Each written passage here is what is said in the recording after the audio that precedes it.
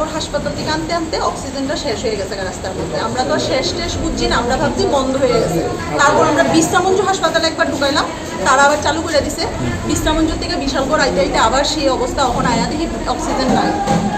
নতুন সিলিন্ডার লাগানো হয়েছে না? হ্যাঁ, বিশালগড় থেকে আমরা সিলিন্ডার দিল, এবার আমাদের হয়তো বা ইন্স্যুরেন্স দিব। কি নাম ওনার? কি কারণে আনছিলেন? বাকিটা তারা করবো। আমার কি ইস্যু দেখলেন? হঠাৎ করে শ্বাসকষ্ট হইতেছে, হ্যাঁ তারপরে মেলাঘর হসপিটালে আপনার ভর্তি করাইছি। তো এখান থেকে যাওয়ার পথে অক্সিজেনটা ডিস্টার্ব করতেছে, আমরা প্রাইভেট বেড দিয়ে নিয়ে এসেছি। এখন বিশালগড় হসপিটালে আনলাম, আসার পরে এখন আপাতত একটা অক্সিজেন দিয়ে এখন